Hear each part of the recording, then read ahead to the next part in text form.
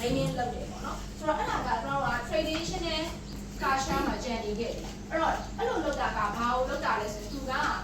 ခုပြဿနာဖြစ်တယ်ဆိုတော့ဘလူးလုပ်လိုက်တာလေဘလူးကြောက်ဖြစ်သွားတာလည်းကြီးတယ်အားကြောက်ဆိုတာမမေးခွိုင်းကိုမမေးပဲနဲ့ပါမေးတယ်ခုကိုမေးတယ်ဘလူးကြောက်လို့မေးလိုက်တဲ့အခါမှာတော့လူတွေရဲ့သဘောကဒီနှုတ်လိုက်တာလားလို့မေးသူကဘယ်လိုခံစားရမလဲ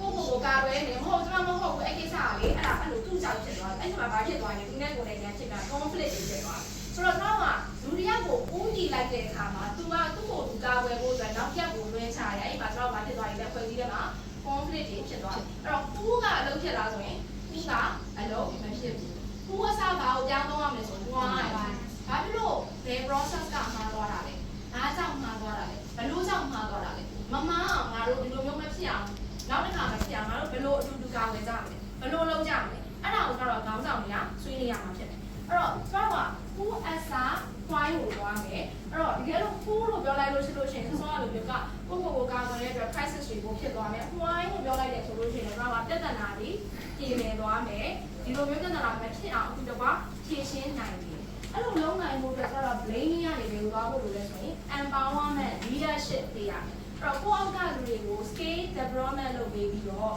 ကိုအောက်ကလူတွေကခေါင်းဆောင်ရဲ့ scale တွေဖြစ်လာအောင် development လုပ်ပေးမယ်သူတို့ကိုနေ့စဉ်ပြဿနာတွေသူတို့ကဖြေရှင်းနိုင်အောင်လုပ်ပေးမယ်ပေါ့နော်